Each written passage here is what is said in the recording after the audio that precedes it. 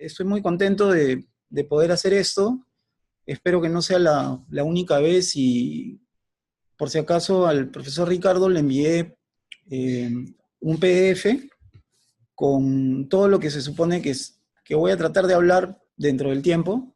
Lo que pasa es que originalmente había ocultado algunas diapositivas, pero exactamente no sé cuánto me tomará.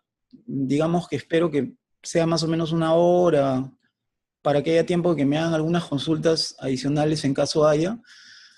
Y una cosa que quería un poco aclarar, digamos, es que no estoy tocando todos los temas que se podrían tocar, digamos, respecto a estudios de grabación. O sea, básicamente me estoy concentrando en cuartos de control, porque, digamos, normalmente el cuarto de grabación suele ser un poco más grande. Entonces no hay o sea, hay problemas, ¿no? Pero no son tan críticos como en el caso de un cuarto de control. El cuarto de control es normalmente más pequeño y presenta más problemas de los que vamos a ver, ¿no?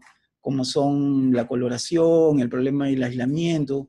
Normalmente, como el cuarto de grabación suele ser más grande, eh, es un poquito más fácil de diseñar, entre comillas, ¿no? O sea, hay más alternativas. El cuarto de control suele ser muy pequeño, entonces eso nos genera los problemas que vamos a ver. Entonces, como les digo, estoy tratando van a ver a lo largo de las diapositivas, van a ver que tal vez algunas cosas no las he hecho con tanto detalle y algunas cosas sí estoy haciendo con un poquito más de detalle, pero obviamente para hacer realmente una descripción con bastante detalle de todos los temas involucrados, obviamente con 2 horas no nos alcanza. Entonces espero que la parte que yo he seleccionado más o menos agrade con respecto a un poco las dudas que podrían tener ustedes como futuros, digamos, ingenieros de sonido que tal vez en algún momento quieran hacer su estudio, o en todo caso, si van a trabajar en un estudio ya hecho, podrían de alguna manera mejorarlo o hacer algunos cambios dentro de lo posible, ¿no? Porque en realidad, como les digo, hay muy poca información. Por ejemplo, de aquí en Perú yo no tengo información absolutamente de nada, solamente un estudio de grabación en el cual yo participé en el diseño, pero después de otros estudios de Perú no conozco. Y no tengo lamentablemente amigos que trabajan en estudios para que me puedan dar información. Digamos, es un poco complicado a veces hacer mediciones en un estudio porque obviamente el dueño del estudio tiene un poco de temor de que tal vez digamos, su respuesta no sea tan buena, entre comillas, ¿no? Entonces, siempre hay un temor digamos, a permitir hacer mediciones en estudios, pero en principio eso sería una buena práctica, digamos, ¿no? Bueno, entonces empecemos un poquito. Bueno, vamos a hablar un poco brevemente nada más cómo se propaga el sonido en un recinto. Eso de hecho ustedes lo han estudiado, ¿ya? Entonces, la acústica arquitectónica básicamente es un área que estudia el comportamiento del sonido en recintos. Eh, Obviamente, para poder tener un control de las características acústicas de un recinto, como es el caso de un cuarto de control, deberíamos saber cómo es la interacción entre una onda sonora y una superficie, ¿no? Entonces, básicamente nosotros tenemos dos modelos físicos para tratar de describir esa interacción. El modelo ondulatorio es el modelo exacto, ¿no? Y un modelo aproximado es el modelo geométrico, ¿no? El de trazado de rayos, que funciona dentro de ciertos límites, funciona bien, ¿no? Obviamente lo ideal sería usar el ondulatorio, pero muchas veces es complicado, como vamos a ver ahorita, ¿no? Entonces vamos a ver algunas ventajas y desventajas entre estos dos modelos, ¿no? El ondulatorio, la ventaja es que es exacto, repito, y es válido a todas las frecuencias. Las desventajas es que, o podríamos decir que es una ventaja también, que la solución es sencilla si tenemos una geometría simple. Por ejemplo, para un recinto rectangular es relativamente sencillo aplicar el modelo ondulatorio, ¿no? Pero ¿qué ocurre? Cuando ya la geometría comienza a ser más compleja, como puede ser, por ejemplo, inclusive puede ser un cuarto de grabación, pero que tenga una geometría compleja, puede ser bastante pesado. Y obviamente para recintos grandes, cuando ya tienen muchos detalles, muchos planos, ya eso comienza a complicar y a hacer más lento el proceso. El modelo geométrico, que es generalmente el que se usa más en simulación, la ventaja es que es mucho más sencillo, es más rápido. Como las leyes de reflexión son relativamente simples, es mucho más rápido el cálculo, ¿no?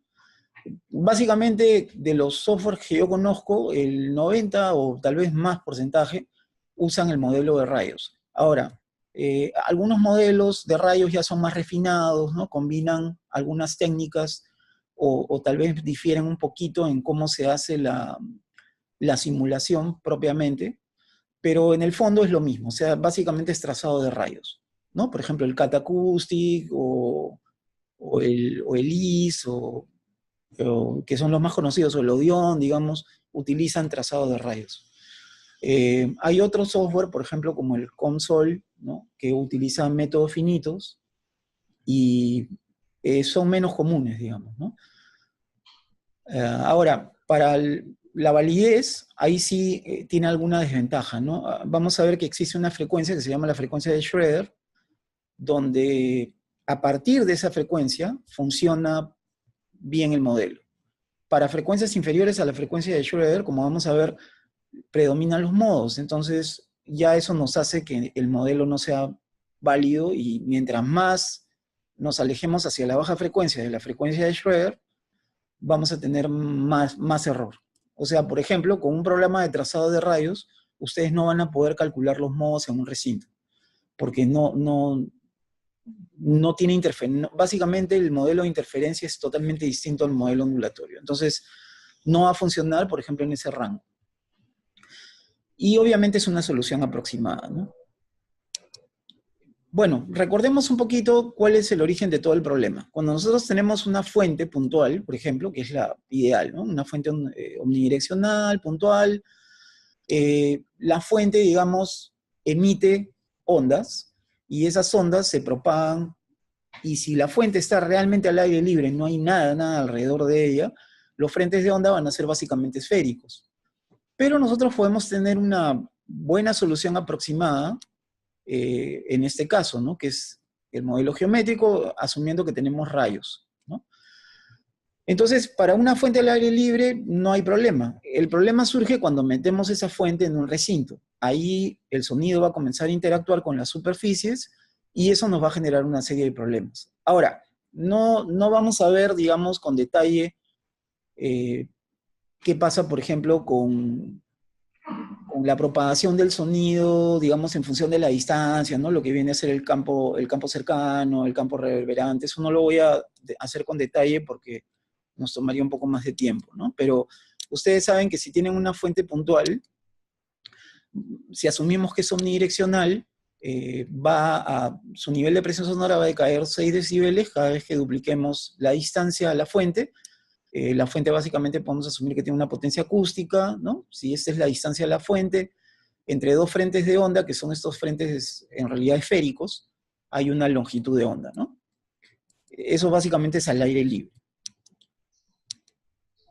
Ahora, si tenemos una fuente, nuevamente, como les digo, omnidireccional, el nivel de presión sonora va a decaer 6 decibeles cada vez que dupliquemos la distancia a la fuente, ¿no? Y la fórmula con la cual calculamos esto está dada por esta expresión de aquí, ¿no? Donde tenemos los siguientes parámetros, ¿no? Q es la directividad de la fuente, R es la distancia a la fuente, L sub W es el nivel de potencia acústica, y eso nos va a dar el nivel de presión sonora, ¿no? Entonces, cuando nosotros metemos, eso de hecho ustedes lo han visto, cuando ustedes meten esa fuente en un recinto, hay una zona donde sí hay un decaimiento lineal, ¿no? Que es similar, que es el campo cercano a la fuente, pero luego cuando ustedes comienzan a alejarse de la fuente ya interviene el sonido reverberante, entonces hay una región de transición y luego viene una zona donde aproximadamente hay un nivel de presión sonora uniforme, digamos,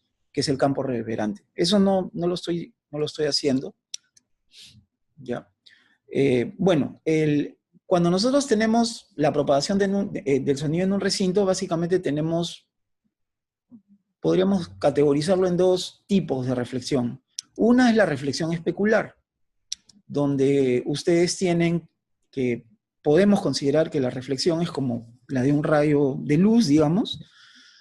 Entonces, si tienen el rayo incidente, el ángulo de incidencia coincide con el ángulo de reflexión, ¿no? Si es que tenemos, por ejemplo, una superficie plana, levantamos una perpendicular, respecto a esa perpendicular medimos el ángulo, y se va a cumplir esa ley de reflexión, que es completamente análoga a la reflexión de la luz, ¿no?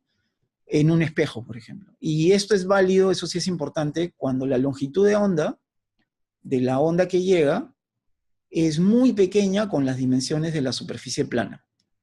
Ahora, si ustedes revisan en la literatura, hay algunos libros, por ejemplo, que les ponen figuritas, donde les dan unas reglas prácticas más o menos de hasta qué tamaño, digamos, con respecto a las dimensiones del plano, más o menos ocurre la reflexión especular, ¿no? Después, digamos, podría decirles, digamos, los libros. Ahorita no los recuerdo, pero dentro de la bibliografía clásica, digamos, que hay de los libros que están, por ejemplo, que tienen que ver con esta parte acústica, ¿no? Ustedes van a encontrar, ¿no? Entonces, eso es muy importante, porque si nosotros tenemos una longitud de onda que es pequeña, comparada con las dimensiones de la superficie plana, va a funcionar este tipo de reflexión.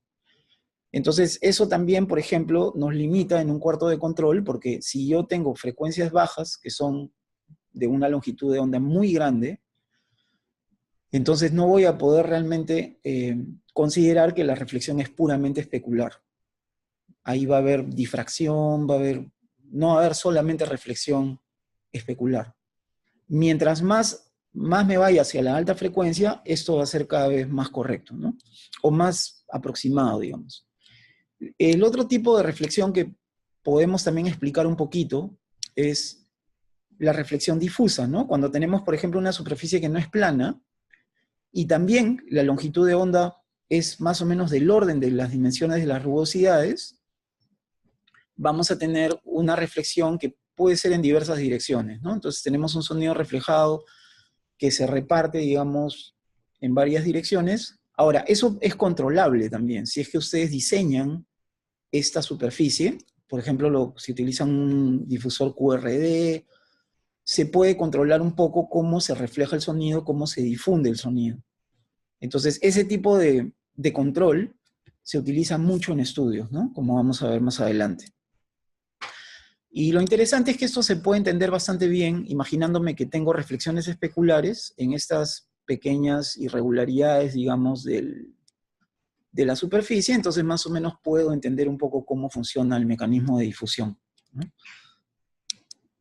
Ahora, la difracción sí es un poco más compleja de explicar. Eso básicamente se puede explicar mucho mejor con el modelo ondulatorio, ¿no? Pero más o menos lo que ocurre es que cuando ustedes tienen una onda incidente y tienen, por ejemplo, una apertura, si el tamaño de la apertura es, digamos, pequeño, nuevamente comparado con la longitud de onda, entonces van a tener que esta apertura se va a comportar casi como una nueva fuente puntual. Entonces va a emitir esto como que fuera una fuente, ¿no? Puntual aproximadamente. Y cuando tienen más bien una onda incidente cuya longitud de onda ya puede ser del orden de las dimensiones de la apertura, o la apertura es más grande, como en este caso pueden ver, ¿no? La longitud de onda aquí es aproximadamente la distancia entre estas dos frentes de onda verticales. Entonces ahí esto ya no se comporta como una fuente puntual y ocurren interferencia, digamos, que ya la tenemos que hacer utilizando el modelo ondulatorio, ¿no? Esto más o menos pueden ver aquí que ocurren fenómenos de difracción, por ejemplo, con las olas del mar, ¿no? Tienen como que algo de reflexión, como que fuera esto una fuente puntual, pero de todas maneras tienen difracción. O sea, no es perfectamente puntual, porque además de la emisión como que fuera fuente puntual, bueno, tienen obviamente reflexiones, ¿no? Pero más o menos se observa que ahí hay un fenómeno de interferencia que no es tan fácil de explicar con trazado de rayos. Va a ser muy complicado. Entonces ahí hay que usar el modelo ondulatorio. Bueno, aquí les he puesto más o menos cómo funciona o qué diferencia podríamos más o menos identificar entre una reflexión difusa y una reflexión especular. En el caso de la reflexión especular, por ejemplo, más o menos ustedes, si miden por aquí, digamos, tienen un micrófono y emiten el sonido, entonces al reflejarse van a tener un comportamiento más o menos de este tipo, ¿no? Tienen el sonido directo y tienen las reflexiones que llegan un poquito después. Pero pueden ver que acá es bien marcada la separación entre el sonido directo y la reflexión especular, ¿no? Si es que, por ejemplo, ustedes ponen un micro acá y llegara el sonido directo y luego llega la reflexión, ¿no? Esta es la reflexión. Y pueden ver que más o menos si hacen un patrón polar de la distribución de las reflexiones, bueno, no es solamente una sola dirección, pero tiene una tendencia mucho más direccionada, ¿no? En el caso de una reflexión difusa, como por ejemplo controlada, en el caso de un difusor QRD, lo interesante de estos difusores es que ustedes pueden incidir teóricamente desde cualquier dirección y la reflexión básicamente es casi omnidireccional, como pueden observar, ¿no? O sea, no es perfectamente omnidireccional, pero a diferencia de un reflector que funciona especularmente, esto me da una mejor difusión y pueden ver la cantidad de reflexiones que se adicionan aquí, producto de el diseño, digamos, adecuado de esta superficie, ¿no? Entonces, en cuartos de control es un recurso que se usa mucho porque a veces se necesita difundir el sonido para evitar, por ejemplo, ecos o reflexiones que pueden molestar. Entonces, este tipo de superficies difusoras son muy útiles, ¿no? Y esto lo he sacado, si no me equivoco, del libro de Cox y de Antonio, por si acaso. Es un muy buen libro, lo pueden revisar, está en la bibliografía al final de las diapositivas. Bueno, vamos a hablar un poquito ya, un poquito más con respecto a la acústica en general de cuartos de control, pero primero vamos a hablar de algo más, un poquito más general. Básicamente todo recinto, ¿ya? Independientemente de su forma, va a tener frecuencias de resonancia o modos, ¿ya? Ahora, normalmente ustedes seguramente han estudiado la forma rectangular, que es obviamente la más fácil de calcular, pero en general todo recinto va a tener frecuencias de resonancia. La ventaja de los recintos rectangulares es que podemos calcular teóricamente esos modos, y eso es una gran ventaja, ¿no? Ahora, hay un fenómeno que es muy importante, sobre todo en recintos pequeños, como vamos a ver, que se denomina la coloración. La coloración es básicamente cómo cambia la respuesta de frecuencia de un recinto en función de que yo me mueva, por ejemplo, en diversas posiciones, y eso se debe a las frecuencias de resonancia propias del recinto. Por ejemplo, yo estoy ahorita en este lugar, en esta posición. Entonces, aquí hay cierto tratamiento acústico, hay baldosas acústicas en el techo, pero de todas maneras van a haber ondas estacionarias que se van a formar en este recinto. Entonces, por ejemplo, el timbre de mi voz puede cambiar un poco si es que yo cambio de posición. ¿Por qué? Porque puede ser que justo coincido con algún lugar donde hay un máximo o un mínimo de resonancia de alguna frecuencia. Entonces, mi respuesta de frecuencia de mi voz, digamos, se va a alterar un poco. Ese es el efecto de la coloración. Eso exactamente ocurre cuando ustedes, por ejemplo, están tratando de hacer una mezcla o están tratando de escuchar, digamos, lo que están tocando los que están ejecutando en ese momento algún instrumento o están cantando y ustedes están escuchando a través de sus monitores. Entonces, si justo ustedes no tuvieron cuidado y en la posición donde están hay una resonancia, eso puede afectarles a la hora que ustedes mezclan, porque van a escuchar tal vez más de algunas frecuencias y menos de algunas frecuencias, dependiendo de qué frecuencias resuenan en esa posición. Ahora, el efecto se puede reducir utilizando diversos tipos de dispositivos, ¿no? Como vamos a ver un poquito después. Pero esto, en teoría, ocurre en cualquier recinto. Lo que ocurre es que a medida que el recinto tiene más volumen, vamos a ver que los modos afectan menos. Entonces, mientras más grande sea el recinto, la coloración va a ser más controlable en baja frecuencia. Y inclusive podría ser que si yo tengo un recinto lo suficientemente grande, no tenga ese problema para frecuencias por debajo de 20 Hz, digamos, ¿no? Que sería lo ideal. Pero el problema es inverso. Cuando se reduce el volumen, la coloración comienza a aparecer dentro del rango audible, como vamos a ver, ¿ya? Entonces, hay una frecuencia que va a ser, digamos, la menor frecuencia de resonancia que tiene el recinto, que le estoy dando, lo estoy denominando F1 para identificarla, ¿ya? Y a partir de frecuencias inferiores a F1, no va a haber ninguna resonancia, o sea, no va a haber ningún modo. Pero inmediatamente que llegamos a la primera frecuencia de resonancia, comienzan a aparecer otros modos. Entonces hay una región de transición, vamos a ver, que es desde la menor frecuencia de resonancia hasta la frecuencia de Schroeder.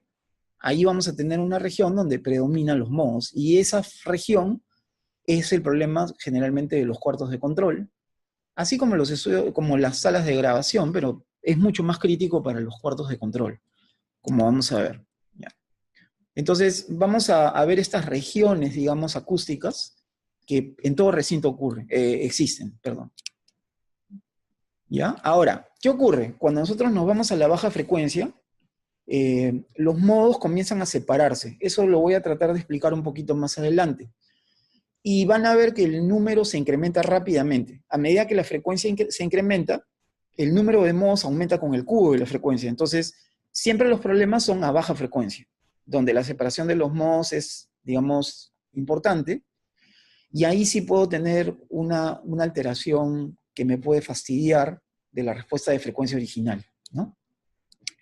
Entonces, básicamente esto determina que la frecuencia de resonancia más baja y la frecuencia de Schroeder son los que me dan la región donde va a ocurrir la coloración. La frecuencia de Schroeder la voy a definir en un ratito, no se preocupen. ¿Ya?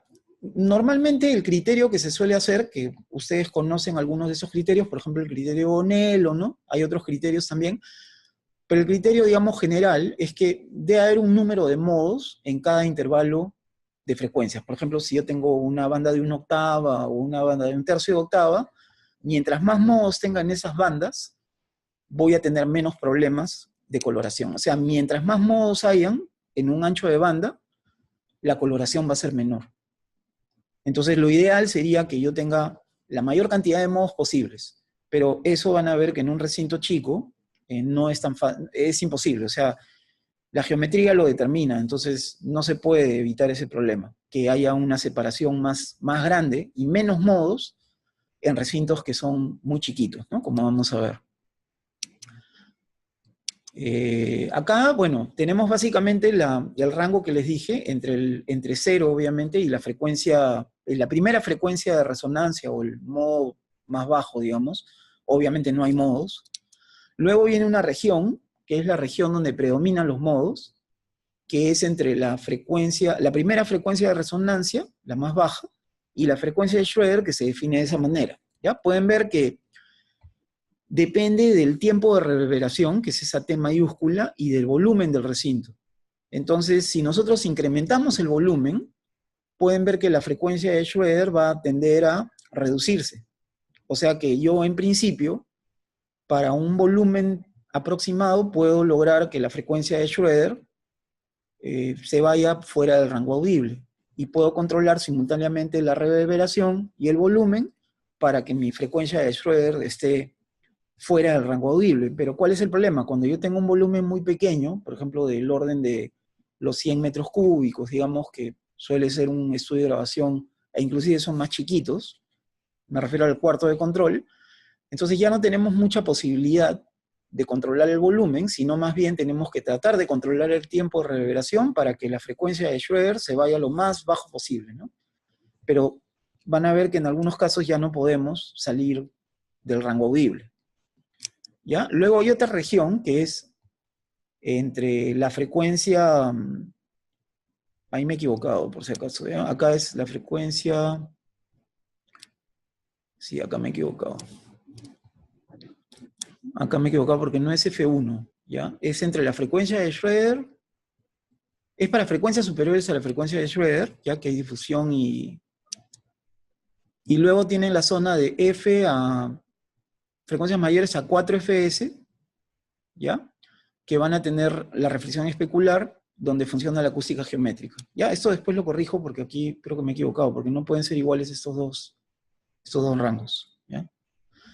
Entonces, normalmente cuando ustedes usan reflexión especular, están en esta zona. O sea, ya no interesan los modos. Y acá hay otra región que debe ser entre FS y 4FS aquí, ¿ya? Que es donde hay difusión, difracción, o sea, tienen todo el modelo ondulatorio que lo tendrían que usar en esa parte, ¿ya? La mayoría de programas, como les digo, de simulación acústica trabajan en esta zona. Ay, ¿y ahora cómo hago para pasar con el mouse?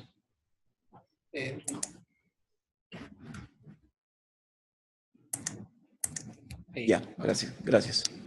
Ok, entonces veamos el recinto rectangular, que es digamos, el recinto básico. Normalmente, digamos, hay una tendencia a veces a tratar de no utilizar la forma rectangular, pero en verdad la forma rectangular tiene ventajas, como van a ver. ¿Ya? Voy a tratar un poquito de explicarles eso. O sea, a pesar de que tiene problemas, como toda forma, porque toda forma va a tener modos, entonces es imposible evitar los modos. Entonces, la ventaja de la forma rectangular, como vamos a ver, es que yo puedo predecir los modos y también puedo saber qué superficies intervienen en la formación de un modo. Entonces, eso es una gran ventaja, porque puedo elegir dónde colocar, por ejemplo, mis bass traps o mis resonadores o lo que fuera.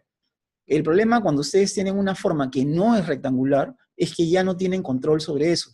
Simplemente tendrían que medir, y normalmente medir es un poco complejo porque necesitan un equipo, digamos, poco sofisticado y es más complicado.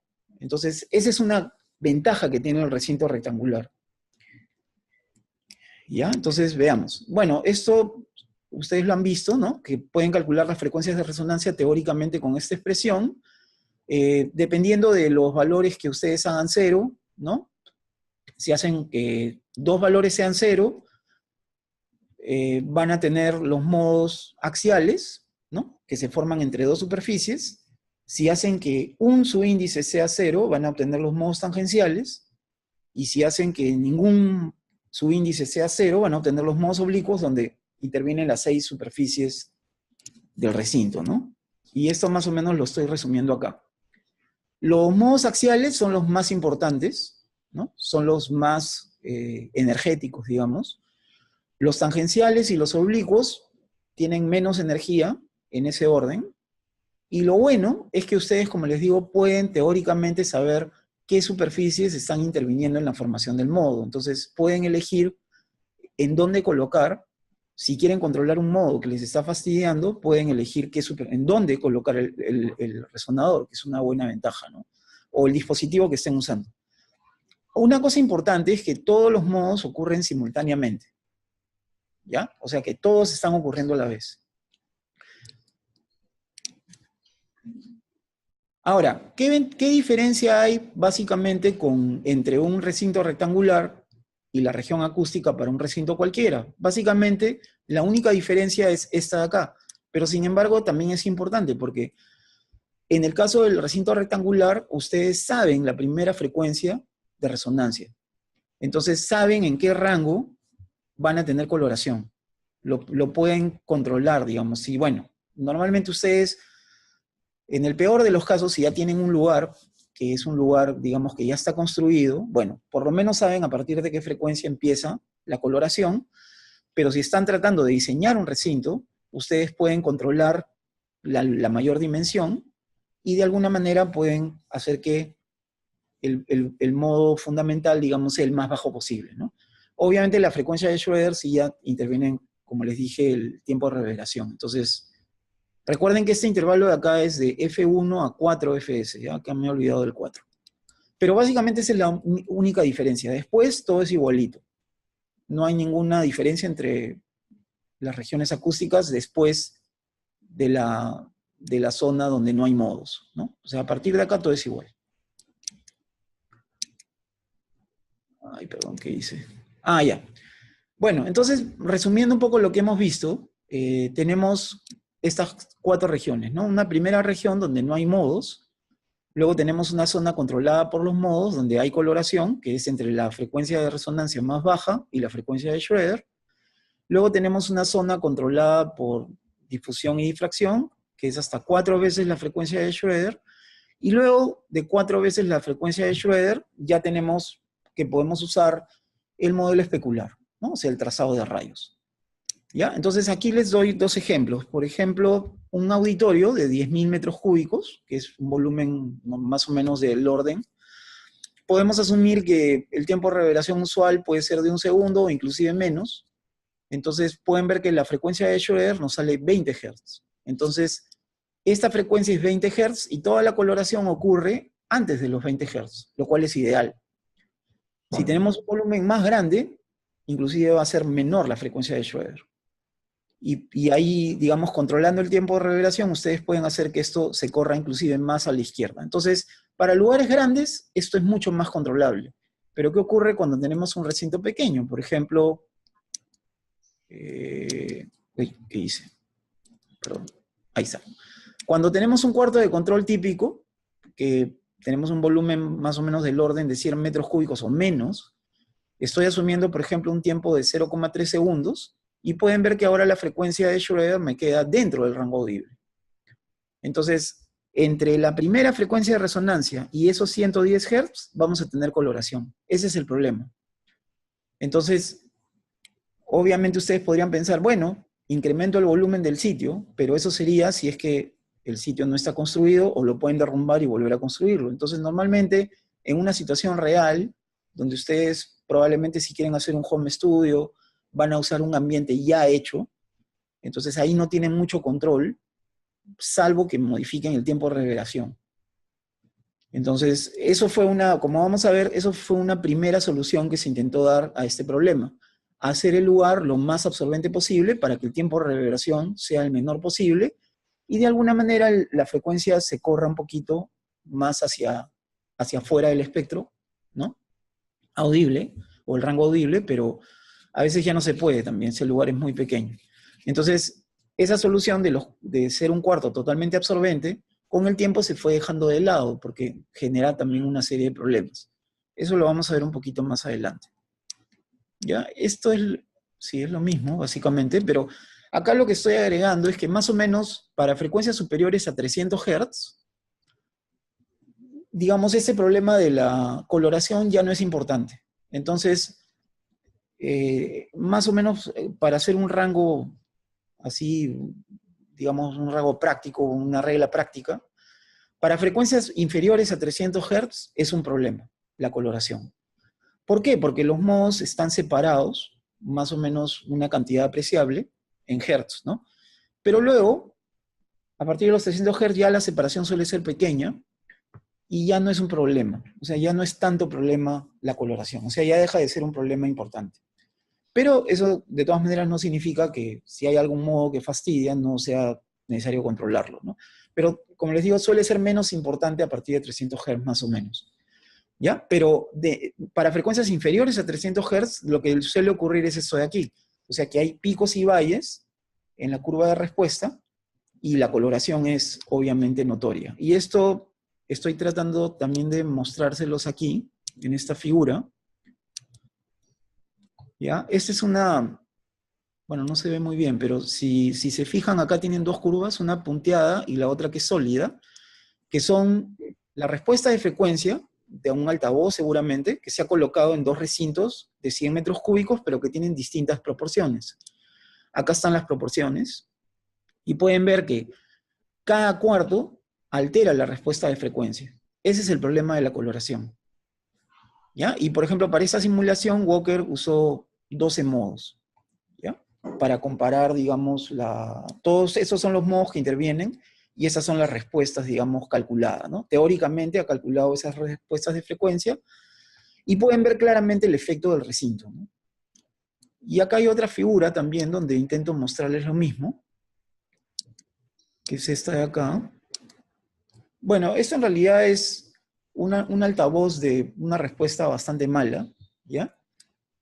Pero teóricamente esta es la respuesta, digamos, que ustedes miden al aire libre, digamos, de ese altavoz. ¿Y qué pasa cuando ese altavoz lo metieron en un recinto? Cuando lo metieron en un recinto, esa es la respuesta final que ustedes pueden ver. Entonces pueden ver que la diferencia es claramente notable, ¿no? Tienen la línea roja, que es la respuesta al aire libre, y la línea azul es la respuesta en el recinto. de 18 metros cúbicos, ¿no? Que es chiquito. Pero igual, o sea, pueden ver claramente el efecto del recinto. Entonces, ese es el problema que ocurre en los cuartos de control. Que hay coloración y la coloración puede ser muy, muy, muy importante si es que no controlamos estos modos, ¿no? Ahora, obviamente, algunos investigadores pensaron, obviamente, evitar la forma rectangular, entonces se puso hace algunos años, bueno, no tan pocos años, se puso de moda tratar de utilizar geometrías que no sean rectangulares. Y mientras menos rectangular era mejor. Eso en principio no está mal. El problema es que nos dificulta todo, porque si ustedes quieren hacer un control de modos, tendrían que medir para saber qué resonancias tienen, lo cual a veces es un poco complicado. Y la ventaja que tiene el recinto rectangular es que ustedes pueden, como les dije, calcular las frecuencias de resonancia. Para otra geometría, o miden, o si quieren hacer el cálculo teórico, tendrían que usar métodos numéricos, y es complejo. Tienen que usar un software y ya todo se complica, ¿no? Entonces, por ejemplo, acá les he puesto un par de figuras donde les muestro las diferencias entre un cuarto rectangular y un cuarto irregular. Pueden ver que tienen la misma área. Ese es el modo 1,0, o sea, es el modo axial entre estas dos paredes, y cuando se ha alterado la geometría, pueden ver cómo se alteran las, digamos, este cero de acá es donde la presión es mínima, ¿ya? Y estas son, digamos, las zonas de igual presión. Entonces pueden ver que se altera el modo, pero igual hay un modo. O sea, no puedo evitar que haya un modo. Y el patrón es mucho más complejo. Lo mismo ocurre en esta otra figura. Tienen acá el mismo recinto. Este es un modo 1,3, o sea, es un modo tangencial. Y pueden ver que al cambiar la geometría, no puedo evitar que exista un modo. Y además es más complejo. O sea, en el fondo, digamos, si no tengo la capacidad de hacer una medición, no me conviene utilizar una geometría, más bien me conviene usar la rectangular, porque es un poco más fácil de controlar lo que pasa adentro. A pesar de que tiene problemas, pero todas van a tener problemas, o sea, es inevitable.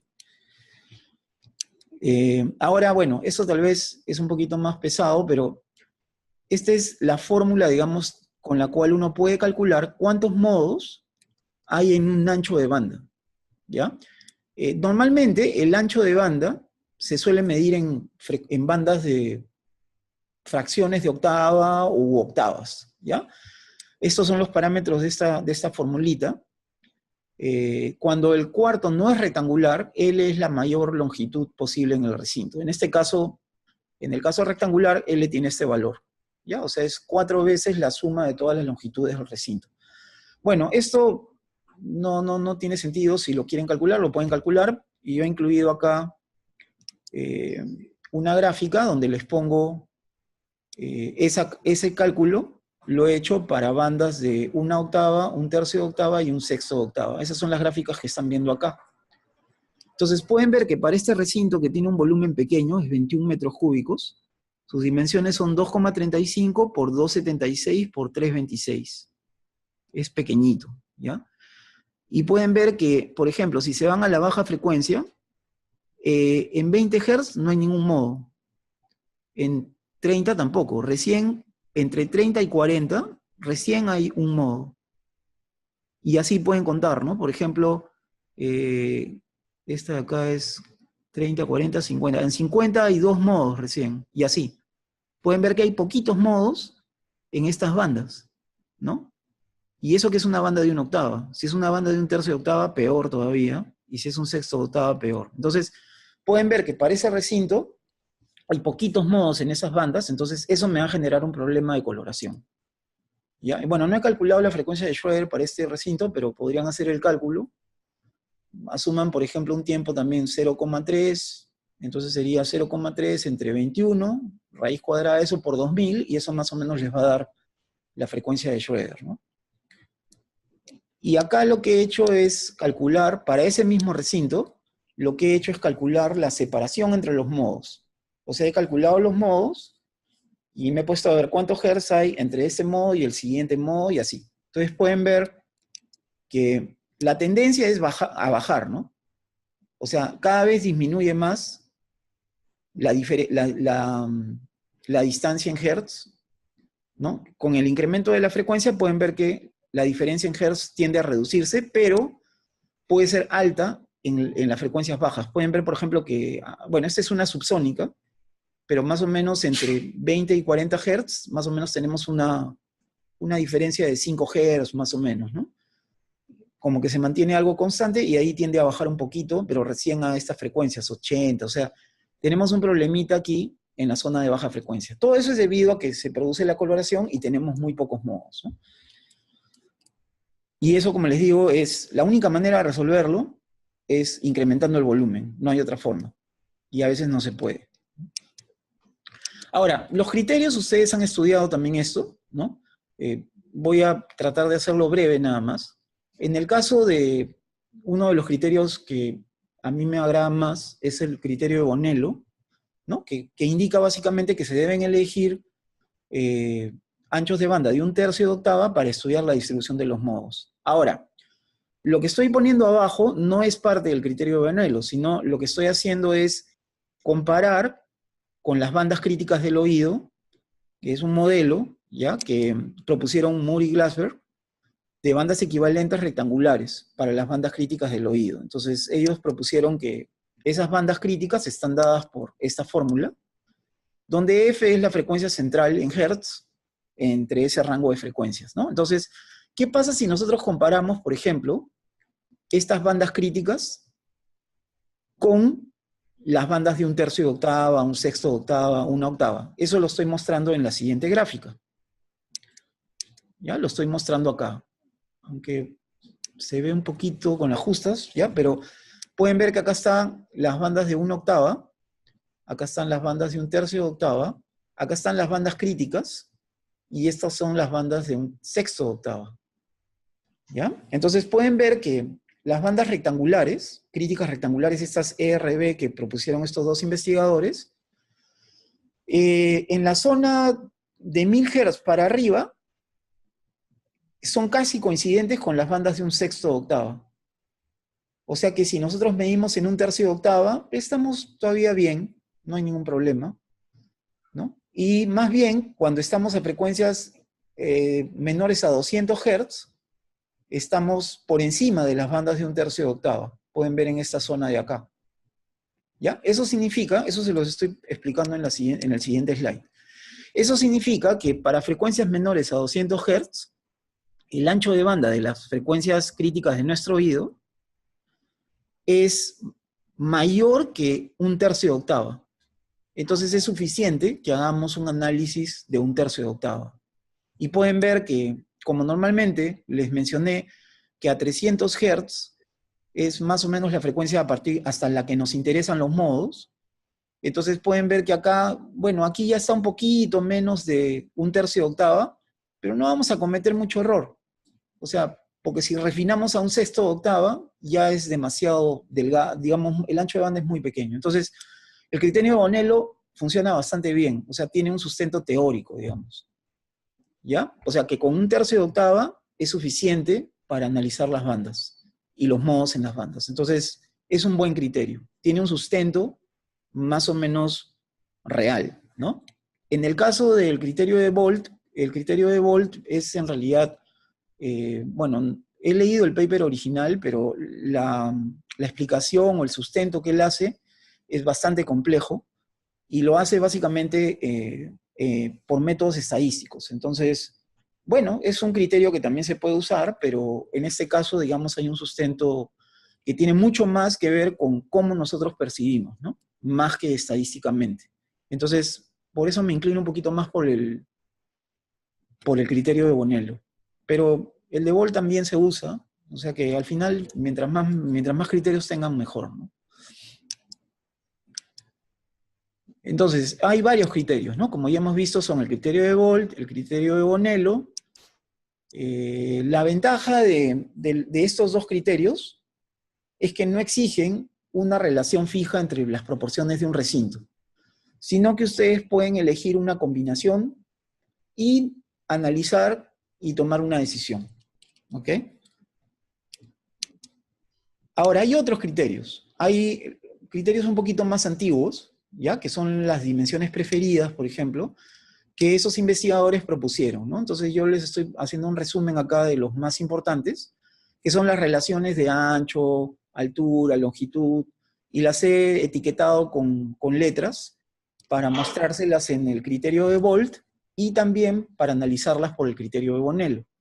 A ver cuáles cumplen, ¿no? Entonces, si hacemos ese análisis, ya, por ejemplo, aquí hay, eh, estoy usando el criterio de Bonello, pero el criterio de Bolt...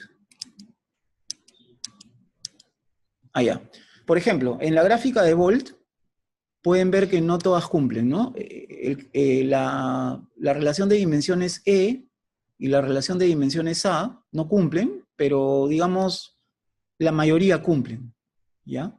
Esto se debe probablemente a que el criterio de Bolt es, como les digo, un criterio estadístico. O sea, Bolt hizo esta curva con criterios estadísticos para que las relaciones que entren dentro de su curva tengan una buena distribución de modos estadísticamente. Entonces, obviamente, como estos criterios también, estas dimensiones preferidas también tienen un criterio estadístico, funcionan bastante bien con el criterio de Bolt, ¿ya? Es lógico. Y pueden ver que estos puntos, los casos que no tienen correlación, digamos, con el criterio de Bolt, no están tan alejados, ¿no? O sea que más o menos tiene sentido lo que nos está dando el criterio de Bolt. Que la mayoría, o si no son todos, tienen una buena evaluación de acuerdo al criterio de Bolt. Porque como les digo, el criterio de Bolt es básicamente estadístico y estos investigadores también encontraron esos ratios haciendo análisis estadístico. Entonces eligieron esas dimensiones, ¿no? Pero ¿qué pasa si nosotros hacemos, por ejemplo, el análisis con respecto al criterio Bonello? Si hacemos ese análisis, acá les estaba mostrando, por ejemplo, que en el caso de los ratios que recomienda Sepp Meyer, pueden ver que el A funciona bastante bien. Recuerden, el criterio de Bonello, lo que debe ocurrir es que no haya una caída y luego suba, ¿no? O sea, que no haya una disminución de modos. Entonces, por ejemplo, de aquí el que no cumpliría con la justa sería este de acá, el ratio C. Porque aquí sí tenemos una pequeña caída en el número de modos. Pero el A y B sí funcionarían de acuerdo al criterio de Bonello. Bueno, acá había puesto un slide para recordar un poquito cómo era el criterio de Bonello, ¿no? Recuerden que se calcula el número de modos en bandas de 1/3 de octava entre 10 y 200 Hz. ¿Ya? Pueden ver que de 200 para arriba ya básicamente no interesa, ¿no? Y ese número de modos se denomina NF y obviamente va a ser una función de la frecuencia central, ¿no? Cada banda debe tener por lo menos igual o más modos que la banda precedente, o sea, que la banda anterior. O sea, que si tengo una caída en el número de modos, ya el criterio no funciona. Teóricamente no deben haber modos duplicados, pero a veces ocurre, ¿ya? Y esa última condición solamente se puede tolerar con bandas con más de 5 modos. 5 o más, ¿ya? Entonces, ahora, cuando ustedes quieran calcular las frecuencias inferiores y superiores de cada banda, como Bonello toma 1/3 de octava, obviamente este ancho entre la frecuencia central y la frecuencia inferior es 1/6 de octava, y lo mismo entre la frecuencia superior y la frecuencia central. Entonces pueden calcular las frecuencias de esta manera, ¿no? Como la frecuencia central por 2 a la menos 1/6, y la frecuencia superior es la frecuencia central por 2 a la 1/6. Eso lo he puesto como referencia, pero de hecho que ustedes lo han visto también, ¿no? Entonces se cuentan los modos en cada banda. Cuando tengo una curva creciente, está bien. Y lo malo es cuando ocurre esto. Cuando hay una caída, se considera que no está bien la distribución de modos. O sea, no debe de crecer en ningún momento. Entonces pueden ver que con este criterio, de acuerdo a lo que hemos visto, hay algunos ratios que no funcionan, ¿no? Hay otro criterio que también lo he agregado, que es el de Walker, que no es, digamos, tan conocido, pero de todas maneras se los pongo ahí para que lo tengan de referencia, ¿ya? O sea, les da estas fórmulas, les da estas condiciones, y además les da una condición adicional que es que ninguna dimensión esté dentro del 5% de cualquier múltiplo de otra dimensión. Entonces, no es un criterio muy conocido, pero de todas maneras Walker es un investigador importante, entonces es un poco más sencillo de aplicar en algunas situaciones, también lo pueden usar, pero obviamente no es tan conocido, ¿no? Entonces, bueno, con respecto a las dimensiones preferidas que estábamos viendo, ya vimos que no cumplen solamente dos el criterio de Volt, pero el criterio de Bonello, en el caso de Sedmeyer, como les mencioné, aquí, por ejemplo, tendríamos un pequeño problemita, tenemos una caída, o sea, teóricamente este no cumple Bonello. Luego, en el caso de Louden, sí creo que cumplen. Ah, bueno, tenemos el mismo caso, hay un caso que no funciona, estos dos sí funcionan. Y en el caso de los ratios de Boltzmann y de Bonner, pueden ver que en este caso también, el de Boltzmann tiene esa pequeña caída también, y acá también, o sea, teóricamente este no funciona, pero el de Bonner sí funciona. Y eso lo estoy resumiendo en esta tablita, ¿ya? Estoy poniendo los ratios que recomiendan y qué criterios no cumplen, ¿no? Entonces pueden ver que el criterio de Bolt casi todos cumplen, solamente hay dos que no cumplen, el de Bonello hay 3 que no cumplen y el de Walker hay 3 que tampoco cumplen. O sea que pueden ver que también los criterios no son completamente coincidentes, ¿no? Entonces al final, digamos, si me dieran a elegir, yo elegiría tal vez el de Bonello, pero más, como les digo, por lo que tiene que ver con la parte psicoacústica, ¿no? O sea, cómo nosotros captamos.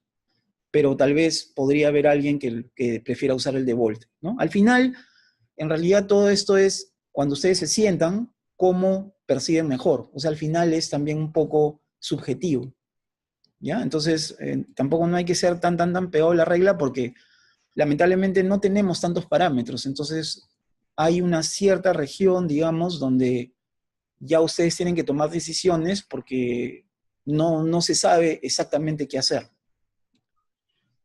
Y eso lo vamos a tratar de ver en los minutos que quedan. No me quiero extender demasiado. Bien. Bueno, vamos a ver brevemente algo de las filosofías de diseños de cuartos de control. Primero empecemos con los cuartos totalmente absorbentes, lo que se le llaman los dead rooms, ¿no? Entonces, estos cuartos básicamente son de los primeros, de los inicios cuando se trató de hacer un control de la coloración, ¿no? Como ya hemos visto, los cuartos pequeños producen coloraciones. Tenemos este problema que la frecuencia de Schroeder suele caer dentro del rango audible. Entonces, una posible solución es aumentar el volumen, lo cual muchas veces no es práctico o simplemente no es posible porque ya tienen el recinto, ya tienen el tamaño. Eso sería ideal si es que ustedes van a tener la opción de construir el estudio, que muy pocas veces suele ser, ¿no? Bueno, entonces, ¿qué nos queda? Dado el volumen fijo que ya tenemos, la única opción que podemos es reducir el tiempo de reverberación.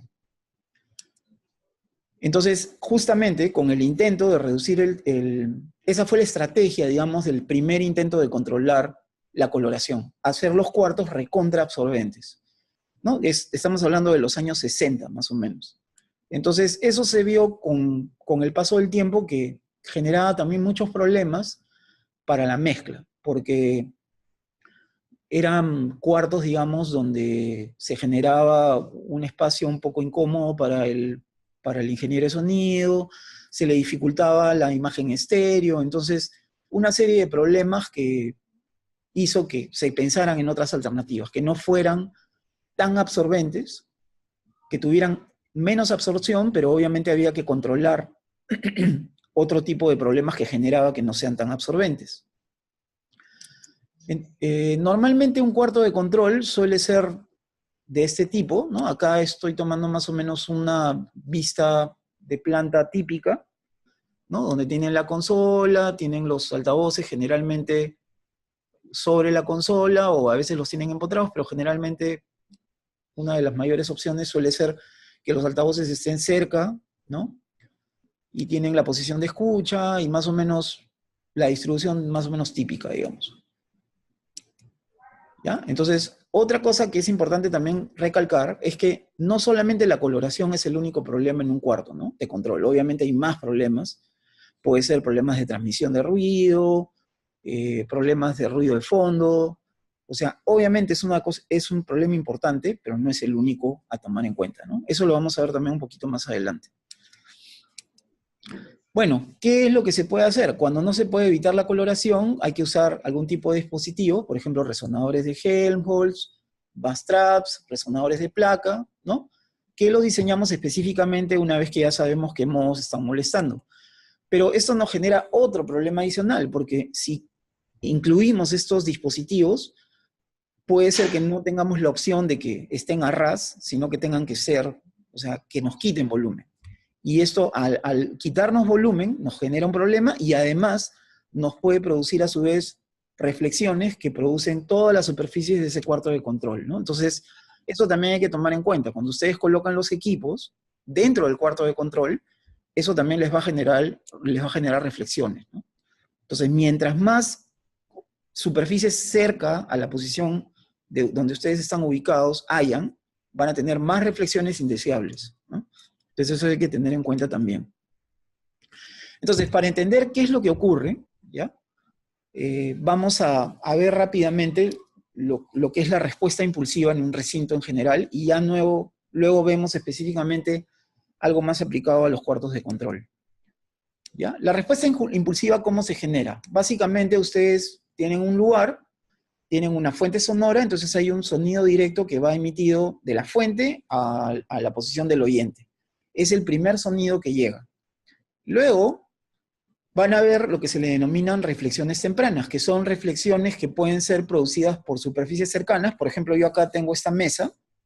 Entonces, si ustedes, por ejemplo, ponen un micrófono, va a llegar primero el sonido directo, pero luego van a llegar estas reflexiones por todas esas superficies que están cerca a mí, que llegan rápidamente a la posición del micrófono. Entonces, esas se les llaman tempranas. Y luego puede ser que hayan reflexiones con el techo, con las paredes, que ya toman un poco más de tiempo. Entonces esas llegan un poco después y se les suele denominar el sonido reverberante. Y aquí más o menos les estoy haciendo un dibujito de más o menos cómo es este tren de reflexiones que llegan en el tiempo. Primero tenemos un sonido directo, luego hay un intervalo de tiempo donde no llega nada, o sea, tenemos el directo y luego llega la primera reflexión. Este intervalo de acá es muy importante, ¿ya? Que lo definió Beranek, que es bueno, en inglés es el Initial Time Delay Gap, o bueno, yo lo he traducido como el tiempo de retardo inicial, ¿ya? Y esto determina mucho la impresión subjetiva sobre la persona que está escuchando. Beranek demostró que las salas de concierto que tenían mejor acústica tenían el menor Initial Time Delay Gap, y las que estaban peor evaluadas tenían un tiempo de retardo inicial muy grande. Entonces, el tener un Initial Time Delay Gap pequeño, bueno, ahorita no tengo el orden, pero en el caso van a ver que en los estudios suele ser del orden de los 15 milisegundos o inclusive menos. Eso les da una sensación de intimidad que contribuye, digamos, a lo que ustedes quieren hacer. Pero ¿cuál es el problema? Que estas reflexiones tempranas, más o menos hasta los 100 milisegundos, se consideran tempranas, y después de 100 milisegundos ya se considera el sonido reverberante. Entonces, estas reflexiones tempranas o tardías, igual generan también, al final, toda una impresión subjetiva en nosotros, ¿no? Y eso lo vamos a tratar de explicar dentro de lo que podamos. Perdón. Ahora, en los cuartos de control, generalmente, la consola está muy cerca de la posición de donde ustedes están ubicados. Entonces, esto provoca que el intervalo, este retardo inicial, no sea realmente debido a que llega el sonido de los altavoces directamente, sino tienen la consola. O sea, si no tuvieran la consola, el tiempo de retardo inicial se correría un poco más, ¿ya? Entonces, eso de alguna manera también les altera la señal que ustedes quieren escuchar pura de los altavoces, ¿no? Porque les está llegando una reflexión de la consola. Pero eso, bueno, generalmente es inevitable, ¿no? ¿Ya? Más que nada por la manera en que está dispuesta la consola generalmente. Ahora, ¿qué es lo que ocurre? Las reflexiones tempranas, ¿ya? Las producen, bueno, además de la consola, todas las superficies que ustedes tengan en el cuarto de control. Entonces, hay un efecto que se le llama el efecto de precedencia, que es el efecto Haas, Y el efecto Haas lo que hace es, nos altera la percepción del sonido que está siendo emitido por los altavoces cuando tenemos una reflexión que está dentro de cierto orden de tiempos que lo estoy explicando en el siguiente slide. ¿Ya? Entonces, una primera cosa que se tiene que tratar de hacer es, para eliminar el efecto del cuarto de control donde ustedes están, lo ideal es atenuar lo máximo que se pueda las reflexiones tempranas, para que me llegue el sonido directo de los altavoces lo más puro posible, ¿no? Ya, ok. Entonces, el efecto Haas, ¿cómo funciona? Básicamente, ustedes tienen un oyente que escucha, por ejemplo, dos sonidos idénticos de la misma intensidad, A y B, digamos, de dos fuentes, A y B. Pero ¿qué ocurre? Una está retardada. Por ejemplo, B tiene un retardo, ¿ya? Entonces, si el sonido proveniente de este altavoz, por ejemplo, estuviera retardado entre 10 y 30 milisegundos más o menos respecto a la fuente A, el oyente tiene la siguiente impresión, o sea, se crea la impresión que el sonido proviene solamente de A. Se incrementa, o sea, subjetivamente, el oyente cree que la señal solo viene de la fuente A y con un nivel más o menos incrementado alrededor de 10 decibeles. Entonces, eso más o menos van a producir esas reflexiones tempranas. Nos van a crear una imagen que viene de otro lado y que no es la real, digamos, el sonido que fue grabado. Y bueno, obviamente si ya tenemos un retardo mucho mayor, que no va a ocurrir en este caso, percibiríamos un eco, ¿no? Pero es un efecto psicoacústico. Entonces, las reflexiones tempranas en principio nos van a alterar la información que fue grabada originalmente, por ejemplo, en el cuarto de grabación. ¿Por qué? Porque el cuarto de control suele ser más chiquito, entonces tienen reflexiones ahí que les están alterando la señal que ustedes originalmente grabaron. Y la impresión acústica, la impresión subjetiva, todo se los está alterando. Entonces, una regla, digamos, que se suele hacer es tratar de evitar esas reflexiones tempranas o reducirla en la mayor manera posible, ¿no? Entonces, una alternativa al diseño de los cuartos totalmente absorbentes fue la que propuso Don Davis en el 79, pueden ver que es bastantes años atrás. Él utilizó una técnica de medición que es el Time Delay Spectrometry por primera vez para cuartos de control, y el concepto LED es básicamente incrementar ese intervalo de tiempo entre el sonido directo y las reflexiones tempranas, digamos.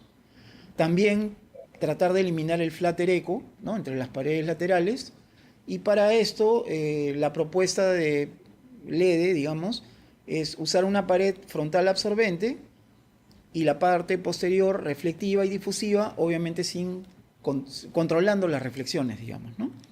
Entonces, más o menos eso se observa acá. Tienen la zona de los altavoces, la posición donde ustedes trabajan normalmente, tienen absorción controlada en esta parte, y en la parte trasera, digamos, o la mitad del recinto, tienen difusores que les permiten tener sonido reflejado difuso, pero controlando también las reflexiones que podrían causar problemas, ¿no?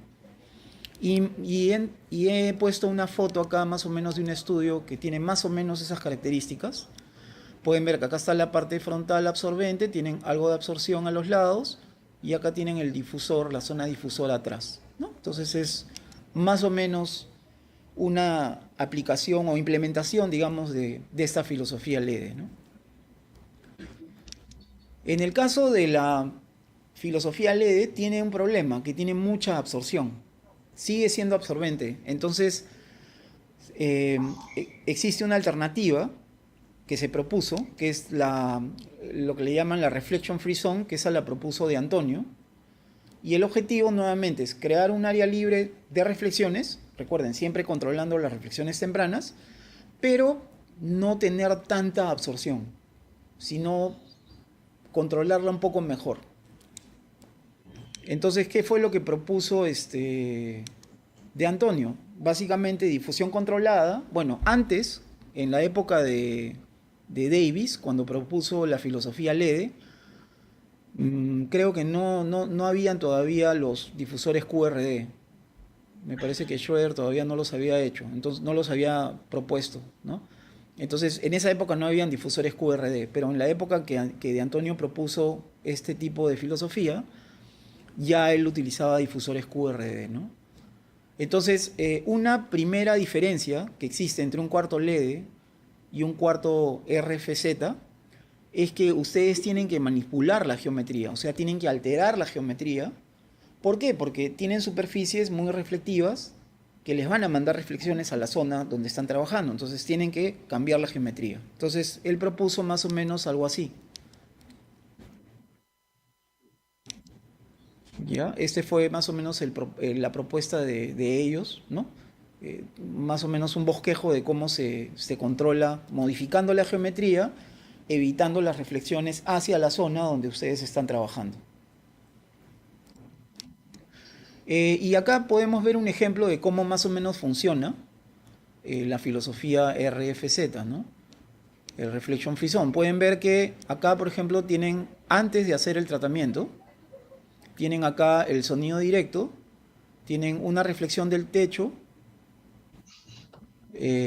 tienen algunas otras reflexiones por aquí, y pueden ver que en el caso de la Reflection Free Zone, cuando le aplican la filosofía, pueden ver que acá logran reducir bastante estas reflexiones molestas que tienen por aquí.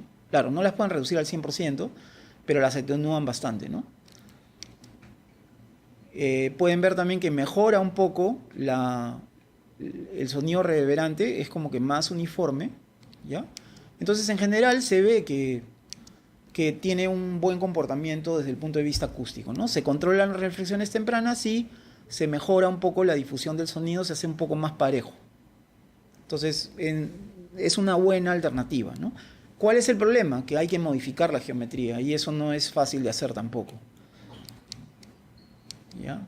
Acá hay, por ejemplo, un estudio donde han aplicado más o menos esta filosofía, ¿no? Pueden ver que la geometría es difícil de lograr, o sea, no es tan fácil. Ahora, hay otra filosofía que también implica un cambio de geometría, que fue la que propuso Walker en los noventas, que combina estas dos filosofías, ¿no? La filosofía LED y la de filosofía RFZ. Lo que hace él es modifica la geometría del cuarto LED, pero no usa una pared posterior difusora. Lo que hace es empotra los monitores en las superficies y más o menos logra algo así como esto, ¿no? Aunque en este caso pueden ver que los monitores no están empotrados, pero digamos, teóricamente el modelo era, la idea era empotrar los monitores, pero también si ustedes hacen el diseño del ambiente, también pueden usar los monitores al final sobre la consola o al costado de la consola, ¿no? Ahora estas fotos son un poco antiguas porque son las que de los diseños que propuso Walker, ¿no? En la BBC. Ahora, vayamos ya un poquito a algo más práctico, más o menos, qué es lo que se sabe, digamos, ahorita para cuartos de control. En general, hay un mucho mayor conocimiento para diseñar salas acústicas grandes, digamos, o sea, recintos de gran volumen. Ahora, vamos a ver que hay parámetros acústicos objetivos que se han definido, pero se han definido para recintos grandes, o sea, no los podemos usar para recintos pequeños. O sea, falta investigación en el área todavía. ¿Ya? Pero todos los parámetros objetivos, todos, se obtienen a partir de la respuesta impulsiva. ¿Ya? Ahora, como les mencioné, ¿no? Existen parámetros acústicos objetivos que están muy bien estudiados, pero para recintos de gran volumen y que no se pueden aplicar a recintos pequeños. Es imposible aplicarlos, como vamos a ver. ¿Ya? Ahora, hay algunos parámetros que algunos investigadores han propuesto, pero todavía falta investigar exhaustivamente.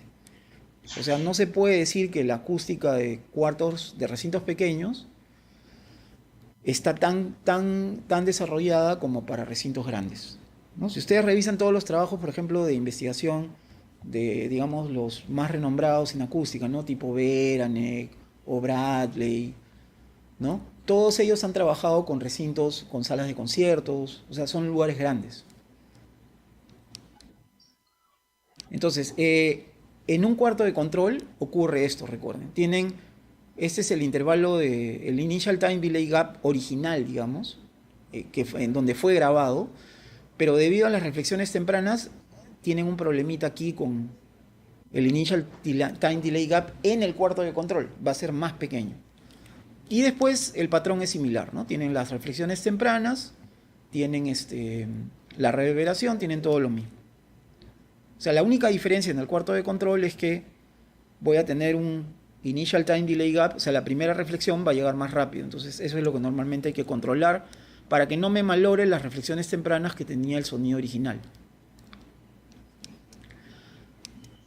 ¿Ya? Entonces, bueno, aquí estoy resumiendo algunas consideraciones, digamos, que se han ido proponiendo durante el tiempo. Algunas son de Walker, ¿ya?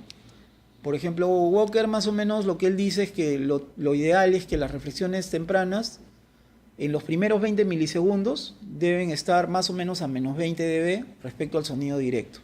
Pero es un poco difícil de lograr. Entonces, una regla práctica es que más o menos dentro de los 15 milisegundos iniciales el nivel de presión sonora por lo menos sea menos 15 decibeles. Menos 20 decibeles es un poco difícil de lograr. ¿Ya? Ahora, con respecto al tiempo de reverberación, por ejemplo, ¿no? Pueden ver que todos estos gráficos de acá son para lugares de gran volumen. Pueden ver que los volúmenes están del orden de 1000, 10.000. Normalmente son volúmenes muy grandes comparados con un cuarto de sea de grabación o sea de control, ¿no? Entonces, estos criterios pues se han logrado después de muchos años, pero como les digo, para recintos grandes. ¿Qué ocurre en los estudios? En los cuartos de control más o menos están en este orden. ¿Ya? Entonces pueden ver que aquí la información es muy escasa. O sea, hay información, pero hay poca y falta investigar. ¿Ya? Pero este es el rango típico. O sea, estamos hablando de tiempos de reverberación menores a medio segundo, ¿no? O sea, son tiempos de reverberación muy cortos y volúmenes pequeños. Ahora, hay unos cocientes que son unos cocientes que se calculan a partir de la respuesta impulsiva, que ya no voy a poder detallar con tanto, o poder explicarles con tanto detalle como hubiera querido, ¿ya? Pero básicamente, cuando ustedes tienen una respuesta impulsiva real, que es como esta de acá, esta es una respuesta real, impulsiva, entonces pueden ver que tienen todas las reflexiones acá, ¿no? Todas estas son reflexiones y obviamente el primer palito es el sonido directo. Entonces, ¿qué es lo que se hace? Normalmente, si yo integro toda la energía de esta señal, o sea, si hago esta operación que está acá, obtengo la energía hasta un cierto tiempo. Entonces, normalmente lo que se hace, uno de los parámetros que se suele hacer es calcular la energía hasta un cierto tiempo y dividirlo entre la energía después de ese tiempo. O sea, se calcula la energía hasta un instante y luego la energía de ese instante hasta el final de la respuesta impulsiva o toda la energía también restante y se manipulan esos cocientes y generalmente se expresan logarítmicamente, ¿ya? Entonces, por ejemplo, uno de los parámetros que más se usa es la claridad. Ahora, recuerden, en un cuarto de control, la información importante es más o menos hasta los 20 o 30 milisegundos. Sin embargo, la claridad, por ejemplo, está definida para la palabra, se define 50 milisegundos como el tiempo de corte. O sea, ustedes calculan la energía hasta los primeros 50 milisegundos y luego calculan de los 50 hasta donde dure la respuesta impulsiva y dividen las dos y le toman el logaritmo.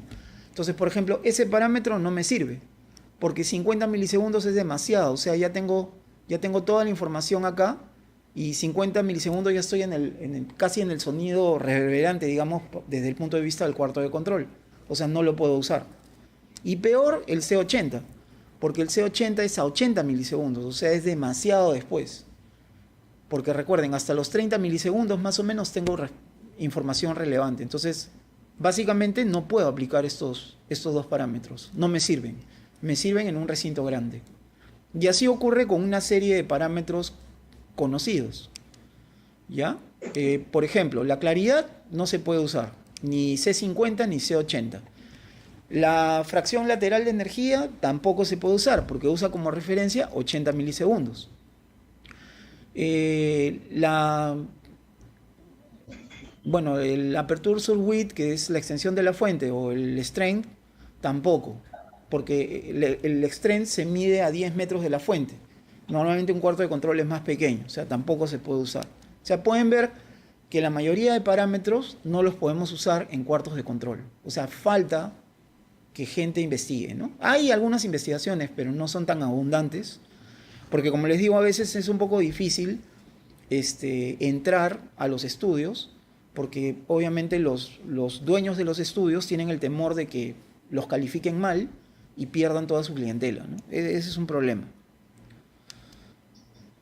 Ahora, la parte acústica, ¿no? La parte acústica en un estudio obviamente afecta cada fase del proceso, ¿no? Durante una sesión de grabación puede ser que si ustedes tienen un mal diseño acústico, se puedan distinguir o no las voces y los instrumentos, ¿no?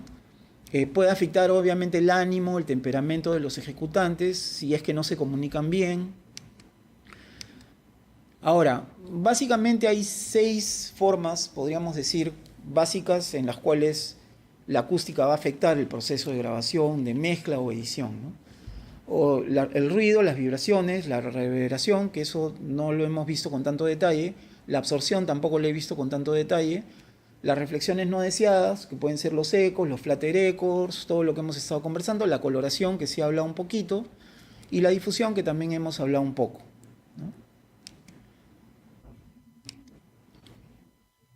Disculpen, creo que apreté muy rápido esto. Ya. Ahora, ¿qué pasa con el ruido? El ruido también es un tema muy importante, por eso les decía que no solamente la coloración es un tema, sino, por ejemplo, ruido interior y exterior, eso les va a generar un ruido de fondo. Si tienen un aire acondicionado mal diseñado, les va a generar ruido. También pueden tener ruido proveniente de otros ambientes. Por ejemplo, tienen un ambiente al costado que está mal aislado acústicamente, tienen una mala puerta acústica, entonces se les va a meter ruido. Si tienen ventanas de repente y las ventanas no son correctas o no están correctamente aisladas, van a tener problemas. También pueden tener vibraciones propias de equipos en el estudio, si es que tienen una bomba, por ejemplo, de aire por ahí. También tienen ruido exterior, ¿no? Tráfico vehicular, aéreo, todo eso genera ruido y vibraciones. Entonces, en general, ustedes tienen que tener... la parte interior tiene que ser silenciosa, ¿no? Tienen que hacer un adecuado control de ruido interno, pero también necesitan control de ruido exterior. Eso lo controlan con paredes y particiones, o sea, me refiero a ventanas, puertas, que tengan una alta pérdida por transmisión, un alto aislamiento acústico, ¿ya? Que es básicamente lo que les menciono aquí, ¿no? O sea, para controlar el ruido exterior tienen que tener paredes con alto aislamiento acústico. Eso me hubiera gustado también tocarlo, pero en verdad en el tiempo que tenemos es un poco difícil, ¿ya? Por eso estoy tratando de cortar lo mínimo que ustedes necesitan, pero tal vez en un futuro podríamos hablar un poco con más detalle de esto. Entonces acá les estoy poniendo solamente 3 tipos de paredes. Una pared más o menos estándar, que puede ser con fibra de vidrio o drywall, ¿no? O una pared de concreto pura, ¿ya? Entonces aquí les estoy poniendo, por ejemplo, una grafiquita de cómo es la pérdida por transmisión para una pared de concreto de 100 milímetros de espesor versus, por ejemplo, una pared de plywood que vendría a ser como madera aglomerada y esta es como una de drywall, la punteada. Lo que quiero acá más que nada resaltar es que pueden ver que las curvas de transmisión suelen ser como que medias inclinadas, o sea, en la baja frecuencia, pueden ver que acá en la baja frecuencia la atenuación es menor que en la alta frecuencia.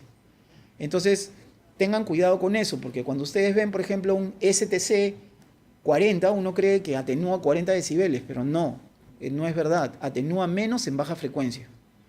Y generalmente en los estudios, los problemas son a baja frecuencia. Por ejemplo, si quieren tocar batería y quieren que ese ruido no se les pase al vecino, necesitan un alto aislamiento acústico. Entonces van a tener que usar un montón de mecanismos, aparte de las paredes, para tratar de atenuar eso. Porque si ustedes solamente se llevan por el número digamos, que que atenúa la pared, ¿ya? Pueden ver, por ejemplo, que a frecuencias 125 o 250 la atenuación con las justas llega a 40 decibeles. Y estamos hablando de una pared de 10 centímetros de ancho.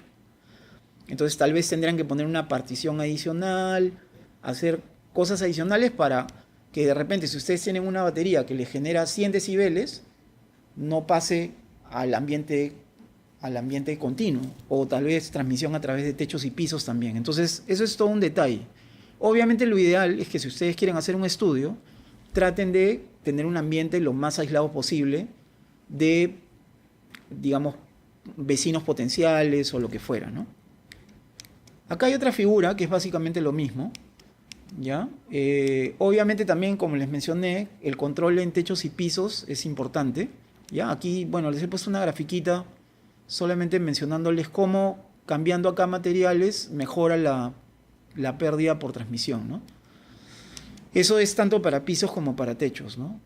Ahora, en el caso de las puertas y las ventanas, normalmente son las zonas más débiles, o sea, son las zonas donde mayor transmisión de ruido hay, porque normalmente tienen menor pérdida por transmisión. Por ejemplo, acá hay una puerta, ¿ya? Donde pueden ver que tiene un STC bastante bajo, si no está sellada, y al sellarla mejora un poco, ¿no? Pero igual, la pérdida por transmisión es bastante baja. Pueden ver que son del orden de 25 decibeles e inclusive menos. Entonces, puertas y ventanas son claves, ¿no? Igualito pueden ver acá una gráfica de la pérdida por transmisión de la línea sólida es para una curva, para una ventana doble con espaciamiento de aire. Pueden ver que mejora un poco en alta frecuencia, pero en baja frecuencia también mejora un poco, pero tenemos algunos problemitas por resonancias y cosas así. Entonces también tienen que tener cuidado cuando elijan sus ventanas. Pueden ver que los índices STC son idénticos, pero sin embargo el comportamiento en frecuencia no es tan igual, ¿no?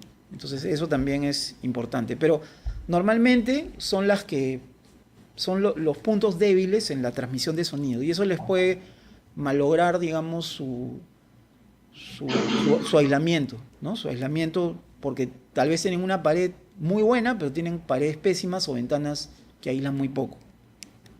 Otro problema común es respecto a los sistemas de aire acondicionado, ¿ya? Lo más conveniente es que ustedes tengan sistemas de aire acondicionado separados. Una que alimente al estudio, o sea, la zona de grabación, y otra que alimente al cuarto de control. Si tienen un sistema que alimenta a los dos, a veces tienen comunicación del ruido a través del ducto, y eso genera problemas también, ¿ya? Ahora, acá esto lo voy a pasar rapidito nomás para ya terminar, porque para tener tiempo de que me puedan hacer algunas preguntas, ¿ya? Básicamente aquí lo que les estoy mostrando es una investigación que hice con el doctor Vistafa, donde lo que hicimos fue básicamente tomar un cuarto de control rectangular, que fue el que usó Walker como la base de su diseño para la BBC. Y lo que hicimos fue modificarlos un poquito, ¿no? O sea, aplicar cada filosofía aproximadamente a estos recintos. Entonces lo que hicimos fue tomar el cuarto base, que es este, ¿ya? Ahora eso lo que hicimos fue alterarlo, le metimos una consola, ¿no? Hicimos una alteración, digamos, de las paredes de acuerdo a cada filosofía. Entonces, por ejemplo, este es el cuarto, si no me equivoco, ese es el CID, el de Control Image Design, ¿no? O sea, el de Walker. ¿Ya? Pueden ver más o menos la geometría, y acá están los resultados, ¿no? Ahora, lamentablemente ya no tengo mucho tiempo para comentar, pero pueden más o menos al ojo fijarse. Aquí, por ejemplo, hay algunas reflexiones tempranas que pueden ver que no aparecen aquí en el diseño de Walker, y tampoco aparecen en el diseño de RFZ. Sin embargo, el LED sí los tiene, ¿no? ¿Ya? Entonces pueden ver que hay una mejora sustancial entre estas dos filosofías, ¿no? Ahora, como les digo, eso tendremos que conversar mucho más, pero ahorita ya estoy corriendo para que no me falte tiempo, ¿no? Entonces lo que hicimos fue seleccionar estos parámetros y unos parámetros que propone este autor con respecto a más o menos calificar, digamos, la acústica de un cuarto de control. Y los parámetros que podemos usar son estos, ¿no? El Early Decay Time, el T30 y el tiempo central. Que eso sí, digamos, sí los podemos aplicar a un cuarto de control. Entonces, por ejemplo, con respecto al delay gap inicial, pueden ver que la consola nos produce esta reflexión, ¿no? Que es muy rápida porque la consola está muy pegada, mientras que esto sería, de acuerdo a cada filosofía, si no existiera la consola, es la primera reflexión que llegaría. Entonces pueden ver que las que les dan una menor reflexión temprana, o sea, menor intervalo, son básicamente otra vez, ¿no? La CID y la RFZ. Y las otras son casi parejas, ¿no? Porque en C40 eso solamente es 1 milisegundo de diferencia, o sea, es poquito. Lo que es el Early Decay Time, bueno, este cuarto es el cuarto vivo, ya que lo puse como referencia un cuarto vivo y un cuarto muerto, que es este de acá. Y pueden ver que acá hay una ligera diferencia. No hay tanta diferencia en el caso de estas dos filosofías, que son la LEDE y la ESS, que es otra filosofía que ya no he discutido. Y acá más o menos tienen esto. El factor, este es el timbre. Bueno, acá también se ve que para ese factor el que es claramente distinguible es el ESS, que es otra filosofía, y después casi todos son idénticos, ¿no? O sea, no hay mucha diferencia. Con respecto a la claridad a los 5 milisegundos, también pueden ver que hay algo de parecido entre algunas filosofías. ¿Ya? Obviamente la CID y la RFZ deben parecerse un poco, y más o menos se ve esa tendencia acá. Y las otras dos, como son rectangulares, también deben más o menos parecerse, entonces tiene cierto sentido, ¿no? Pero es un poco más difícil, o sea, esta es la parte que tengo que refinar más el estudio, porque hay que tratar de ver si se pueden medir otras cosas, otros parámetros, ¿ya? Porque no es tan clara la diferencia en algunos parámetros propuestos, entonces falta investigar. Aquí sí, el tiempo central, sí hay más o menos una cierta correlación para el Reflection Free Zone, otra vez con el CID, que deben ser parecidos, y para el LED con el ESS, ¿no? Que más o menos son rectangulares y tienen cierto parecido. O sea, eso se ve también que se cumple. Ya, entonces finalmente las conclusiones que más o menos sacamos de ese estudio fue que la primera reflexión temprana siempre viene de la consola, ¿no? La modificación geométrica de estas dos filosofías reduce el intervalo de tiempo inicial.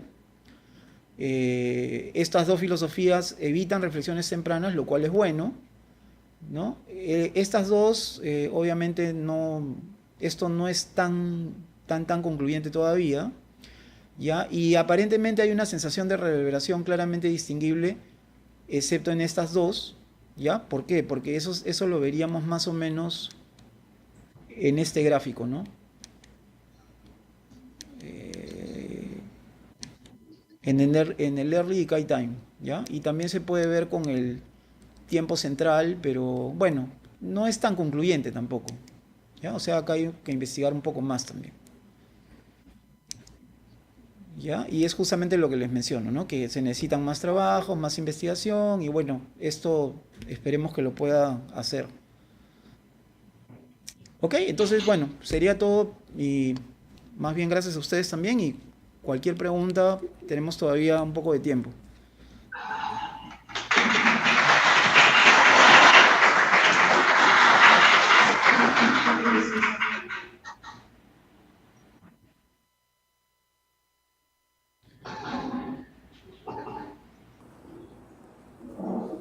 A ver, Richard, yo quería preguntarte una cosa. ¿Ya? ¿Me escuchas? Sí, sí escucho, sí escucho. En cuanto al criterios de poner un difusor en la parte de atrás de los control room, ¿desde qué frecuencia tú recomendarías que sea útil ese difusor? Ah, ya, para los difusores. Ya, bueno, en general, la difusión, o sea, el problema es que cuando tú quieres diseñar un difusor QRD como estos que están acá, normalmente tú puedes tener cierto control para las frecuencias a partir de las cuales quieres hacer la difusión. Ahora, normalmente la difusión te va a funcionar bien para frecuencias un poco altas, ¿no? Entonces yo, digamos, si ustedes tratan de hacer un difusor como este, por ejemplo, para, ¿qué te digo?, 1000 Hz, te van a salir unas cosas grandazas. Entonces yo más o menos por experiencia creo que funcionaría a partir de los 3000, 4000 Hz. Podrías, a partir de los 3000 Hz de repente ver si no te sale tan grande los pozos del QRD, ¿no? Porque ya, como te digo, si te vas a más frecuencia, más abajo, te va a comenzar a salir más grande el difusor y ya va a ser un poco más difícil porque te va a quitar volumen también. Entonces yo podría darles un estimado, digamos, de a partir de 3000 Hz más o menos, ¿no? En cuanto a los criterios de Volcker, ¿son los mismos que los criterios que hay en las normas ITU sí, para salas de música? Sí, sí, sí. Sí, esa es una norma que también ya no he tenido tiempo de incluirla, pero sí, o sea, esa es una buena referencia también porque justamente lo que mencionas, ahí están los criterios que se usan, ¿no? Hay más criterios también para la reverberación, que ya no he tenido tiempo de discutirlos, ¿no? Pero sí, son los mismos. Otra duda. ¿Cómo podríamos calcular nosotros cuántos resonadores necesitamos si identificamos que hay un modo normal molesto? Esa es una buena pregunta, porque en realidad, si tú te das cuenta, no hay ningún libro que te diga eso. Normalmente lo que tú tienes que hacer es, cuando yo ayudé a un amigo que trabaja en un estudio de grabación, él estaba diseñando unos resonadores y básicamente lo que tuvimos que hacer es prueba y error, o sea, calculamos un resonador, lo pusimos, medimos y así fuimos viendo si era necesario poner otro resonador. A veces teníamos que sintonizar el resonador porque la frecuencia teórica no coincidía con la frecuencia que te da, digamos, la fórmula, ¿no? Porque obviamente hay una pequeña variación, entonces tienes que un poco, o sea, si tienes instrumentación es más fácil porque tú puedes medir, ¿no? Puedes medir y puedes verificar si mejora un poquito la respuesta en tu recinto, pero si tienes el problema de medición, entonces tienes que tratar de usar tal vez resonadores que no sean, digamos, tan específicos en una frecuencia, sino que tal vez tengan un poquito más ancho de banda para que tengas un cierto grado de control y no vaya a ser que justo diseñas para una frecuencia que no es la de resonancia, ¿no? O sea, en realidad lo ideal es medir, porque si no mides, como que estás un poco jugándotela a que el valor que estás calculando es el exacto y muchas veces no ocurre eso, ¿no? Pero específicamente, ¿cuántos resonadores? No. Toda la literatura que yo he revisado nunca te lo dicen, nadie lo ha calculado de manera práctica. Y yo creo que al final tienes que probar, o sea, tienes que poner y ver si funciona y si no funciona, agregar, ¿no? Y así vas trabajando. Eso sería un buen intento de hacer una publicación, porque ese es un tema que se viene hablando desde hace muchos años, pero nadie lo ha hecho.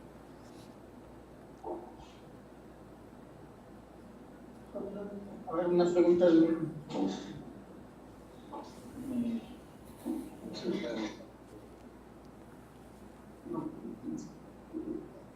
Profe, una pregunta. ¿A qué distancia más o menos se recomendaría colocar los monitores contra la pared y de qué tipo sería? Bueno, en realidad lo ideal sería que los monitores estén empotrados, pero el problema es que también eso te genera una dificultad, ¿no? Porque tienes que meter los monitores adentro. Y si usas monitores empotrados, el problema también es que si tienes superficies cercanas a los monitores, vas a tener reflexiones también. Entonces, por eso es que yo creo que en muchos diseños de cuartos de control no se suele usar los monitores empotrados, salvo que tengas un control de la superficie. O sea, por ejemplo, si usas una filosofía que sea la superficie rectangular plana, y tienes los monitores frente a ti, ahí sí puedes, digamos, arriesgarte a empotrar los parlantes porque no vas a tener reflexiones, pero si ya tienes superficies que no son completamente planas, ahí ya tal vez sería mejor que tengas los monitores más o menos cerca y ya no empotrados, ¿no? Ahora, las distancias típicas son pequeñas, ¿no? Como les mencioné acá, por ejemplo, suelen ser del orden de 1 metro o inclusive puede ser menos, ¿no? Porque si tú alejas mucho el altavoz, el problema es que te van a llegar reflexiones tempranas de todas maneras. Entonces lo ideal es que lo tengas cerca. Mientras más cerca esté, menos influencia de las reflexiones tempranas vas a tener. Pero eso también tiene un límite, pues, porque si ya lo pones demasiado cerca, ya básicamente vas a escuchar solo sonido directo, entonces mejor ya usas auriculares, ¿no? Porque al final ya prácticamente no estarías usando para nada la acústica del recinto. Entonces es un compromiso, en realidad es una respuesta difícil de dar porque, a ver, estoy buscando el... Es una respuesta difícil de dar porque yo creo que es un poco más, primero que te sientas cómodo a la hora que estás grabando y luego un poco que vayas jugando con más o menos cómo percibes tú, ¿no? Yo creo que tendría que ser algo así. Más o menos una distancia estimada podría ser, como te digo, del orden de 1 metro, un poco menos, pero ya depende de la caja acústica que utilices, depende de cómo sea tu consola, y al final creo que más o menos por ahí estaría.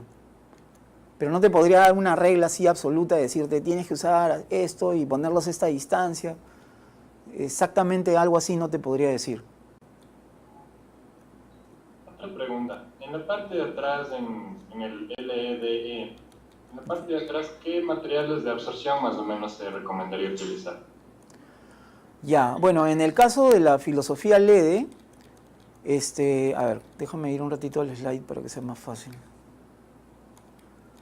En el caso de la filosofía LEDE,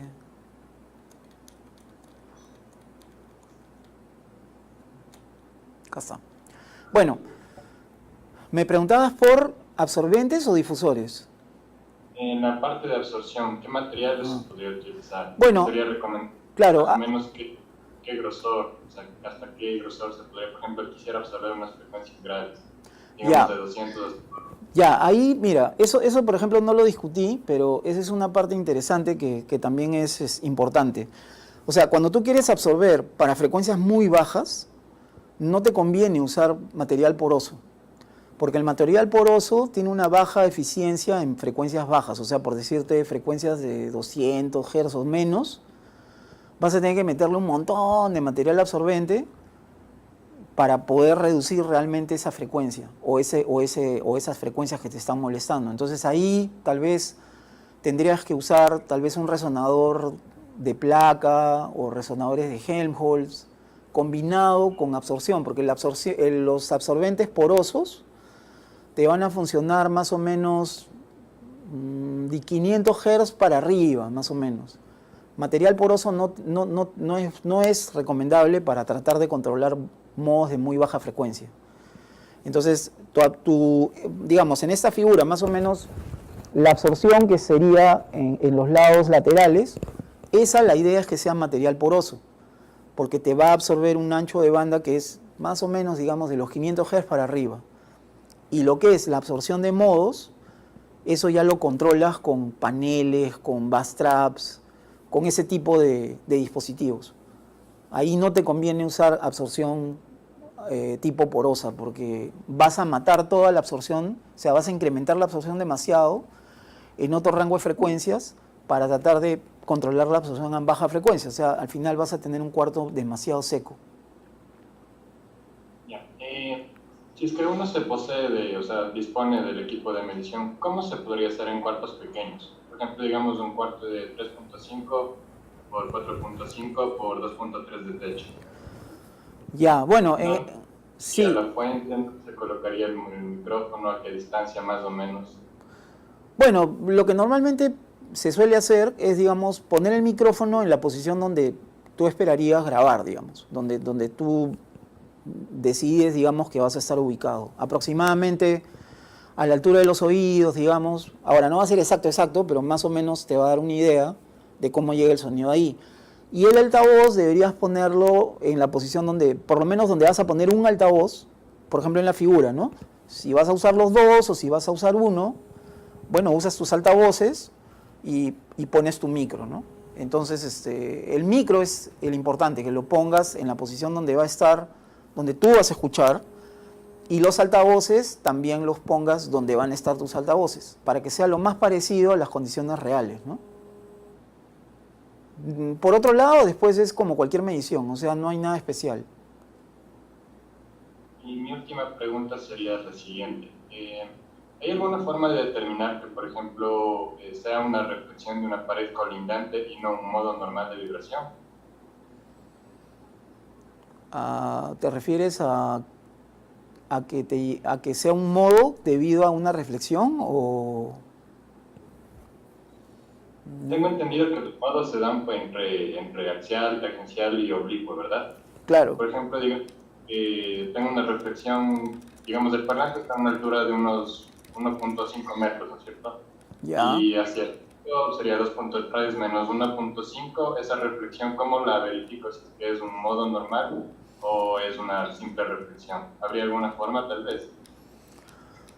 Ahí tendrías que, para verificar si es un modo, tendrías que hacer algo así como esto de acá. A ver, espérate un ratito. ¿Dónde está? ¿Dónde está eso? Ya me acordé. Ya, por ejemplo, si tú pones el micrófono en algún lugar digamos en el cuarto donde quieres medir, y por ejemplo pones tu altavoz en la esquina para generar todos los modos, ¿ya? Y digamos haces un barrido sinusoidal o usas alguna técnica para que te pueda mostrar la respuesta en frecuencia, entonces tú vas a detectar, por ejemplo, esos picos, ¿ya? Como aquí en la figura, por ejemplo, y si tú teóricamente calculas con una hoja de Excel, por ejemplo, puedes calcular los modos. Entonces tú puedes más o menos identificar, ya, este pico corresponde a tal modo, este pico corresponde a tal modo. Pero si tú tienes una reflexión, la reflexión no necesariamente te va a generar un modo, porque si tú cambias el micro de posición a otro lugar, vas a observar que los picos o valles van a coincidir en frecuencias. O sea, no te va a salir, por ejemplo, digamos que ese pico que está más o menos acá, este pico de 115 Hz, si tú haces la medición en otro lugar, o te sale otro pico a 115 o te sale un valle a 115. Pero no te va a salir, o sea, no va a cambiar de frecuencia, a eso me refiero. Entonces, cuando tú tienes una reflexión, la reflexión solita no te va a producir un modo, lo que te va a producir es una reflexión. O sea, te puede incrementar o bajar el nivel, pero no te va a producir una onda estacionaria, a eso me refiero. Entonces, si tú quieres identificar el modo, tendrías que hacer la medición, si el cuarto no es rectangular, digamos, ¿no? Tendrías que hacer la medición en varios lugares y tratar de ver, qué picos me salen acá, qué frecuencias salen, y más o menos ver qué frecuencias se repiten, y esos serían modos del recinto. Si es un cuarto rectangular, es más fácil, porque puedes generar en Excel, por ejemplo, las frecuencias con la formulita, y tú o descargártelo en internet, inclusive hay hojas de Excel, y puedes comparar con la respuesta que tú mides, ver los picos, más o menos las frecuencias cercanas, y detectar, este es un modo, este es otro modo, este es otro modo. Pero la reflexión por sí sola, eso no te va a generar un modo. O sea, tú me recomiendas, mi sala es irregular, entonces si es que yo mido en varios lugares, tengo que ver los puntos, o sea, las frecuencias que más se resaltan, y esos serían los modos, ¿verdad? Claro, por ejemplo, ¿qué te digo? Mides en una posición y te va a salir una curva como la que está en la pantalla. Cambias de posición tu micro, no cambias nada, solo la posición del micro, y vuelves a hacer tu medición. Entonces vas a ver que te va a salir otra forma de curva. Pero algunas de estas frecuencias que están en esta posición picos, puede ser que sean valles en la otra, ¿no? O sea, depresiones, o puede ser que otra vez te salgan picos, pero de distintas amplitudes. Entonces tendrías que ver, ya es un poco más trabajoso, ¿no? Porque tienes que ver qué frecuencias me salen acá y qué frecuencias me salen acá. Las coincidentes, esas definitivamente son modos. Y otra manera que puedes verificarlo también, como tienes instrumentos, lo podrías intentar, que también es una opción para que no sea tan pesado el proceso, sería, por ejemplo, digamos que tú dices, tengo esta frecuencia de 115 Hz, y digamos, tengo duda si es un modo o no es un modo. Entonces, genero esa frecuencia en el recinto. Dejas el parlante en la esquina, generas la frecuencia y te comienzas a mover, y vas a notar que en algunos lugares hay máximos y mínimos. O sea, audiblemente vas a percibir que hay cambios de nivel. Si notas eso, claramente, es porque es un modo. Entonces es otra manera, digamos, de que no estés haciendo el trabajo manual de estar chequeando. Podrías inclusive, si tienes dudas, generas la frecuencia y verificas si el modo realmente te está molestando. O sea, si ves que hay una variación cuando te mueves, digamos, en el cuarto, ¿no? Esa es una manera un poquito práctica de verificar si se forma el modo, ¿no? Esas serían todas mis preguntas. Gracias, profe. Ya, de nada. ¿Alguien más quiere hacer una pregunta? Richard, esa pregunta que yo te había enviado por correo sobre la selección de las proporciones, esa, cuando se hace un boxing box, Ya. se hace con respecto a la caja exterior o a la caja. No, tiene que ser, o sea, por ejemplo, si tú quieres hacer un recinto dentro de otro recinto, el que importa es el interno. O sea, el externo, básicamente ahí, por ejemplo, digamos que yo en este ambiente quiero meter un estudio. Entonces quiero hacer, mi aislamiento va a ser con estas paredes. Entonces ahí me preocupo de aislamiento, todo. Y dentro de ese recinto estoy haciendo otro. Entonces también puedo tratar, digamos, de hacer también que tengan una buena transmisión para ya tener algo súper aislado acústicamente. Pero a la hora de analizar los modos, tengo que analizar el volumen real donde voy a trabajar. O sea, vendría a ser la cavidad interna, ¿no?